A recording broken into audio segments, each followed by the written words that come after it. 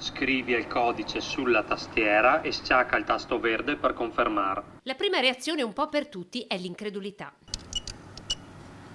Operazione in corso, abbi pazienza. Poi scatta la risata. Sta attento, tira fuori la carta. La maggior parte della gente si mette a ridere, è una novità di lunedì mattina, quindi è una cosa fresca ancora. Vediamo quanto dura sta risata. Nemmeno i gestori dei distributori erano stati avvisati che la voce guida della loro colonnina automatica era cambiata e che lo sarebbe stato per 15 giorni almeno. E così da lunedì è stato tutto un tam tam in chat tra di loro con lo scambio di video e di dialetti. Caccia i sordi o schiappa la carta. Inserisci Sky o carte?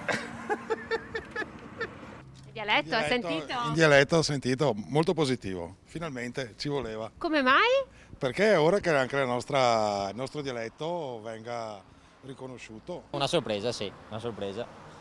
Vediamo se sarà apprezzata dalla gente. C'è bisogno anche, visto questo caro carburante, Sì. magari di farci una risata quando facciamo rifornimento. Sì, ci vuole, in questi periodi è l'unica cosa, penso.